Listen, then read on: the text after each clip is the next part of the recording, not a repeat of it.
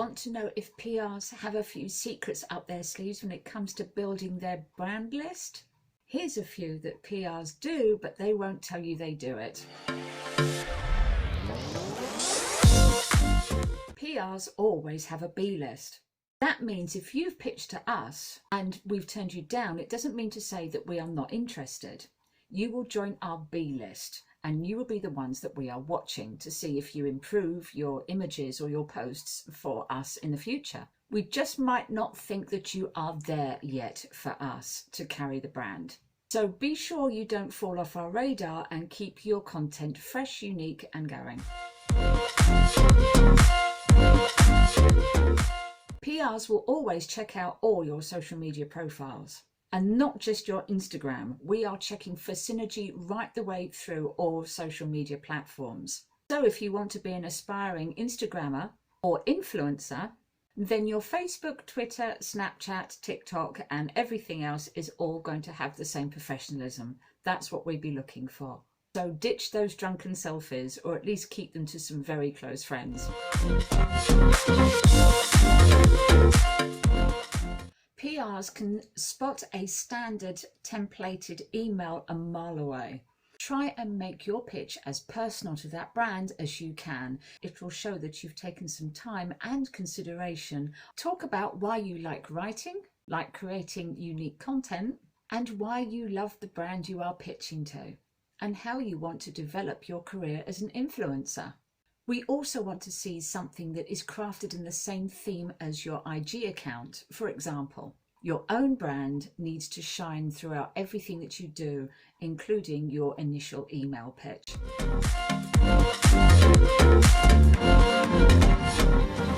PRs will always check to see if you've posted somebody else's content.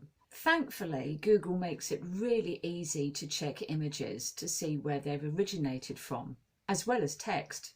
And it doesn't take long, and we will always do a random sweep of your posts to see if they appear anywhere else.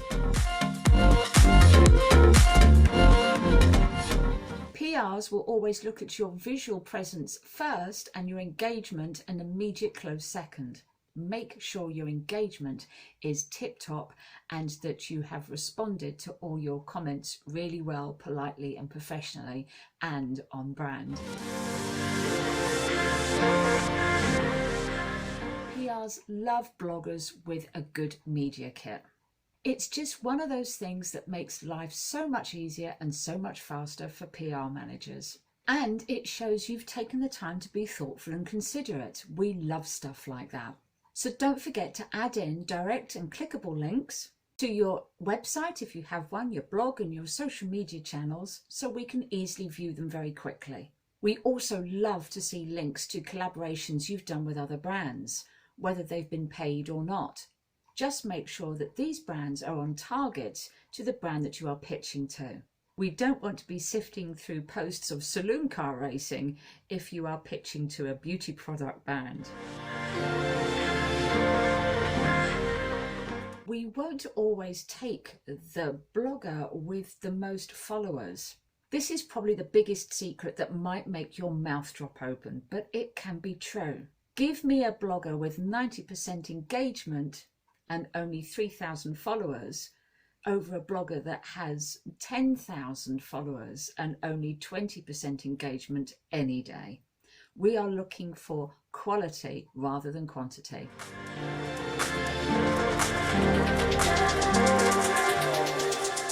PRs are more likely to take notice of something that's come through the post as well as something that's arrived by email. Try and put something in the post. Do some brightly coloured A4 shots of things that you've done in the past in your posts, some really good clear images, and take the time to write a letter. Yes, letters. Lots of very high profile PR managers will also be very impressed if you put something in the post. And this is a good tip for you.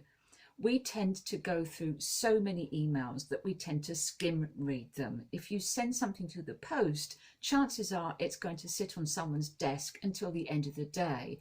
Then they will pick up that letter, go through it with more time and consideration at the end of the day, and they're more likely to get in touch with you. And finally, PRs are human. Yes, strange but true. They are under a lot of pressure to keep on song with the brand and its profile. They are hugely busy people and they are often hounded by hundreds of requests from bloggers each week and each month. So take the time to make yourself stand out and be eye-catching.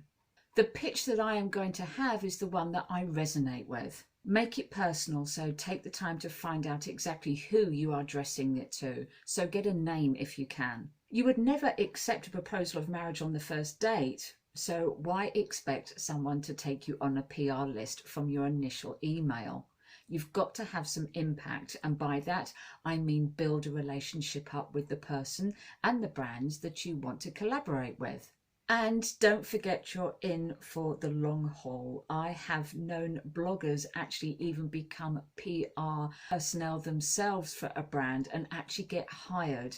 And they have got the job because they have been pitching and collaborating with the brand for years. So if it's a brand that you really want to get in with, make it a long-term goal. Don't expect anything immediately overnight, and you are more likely to score.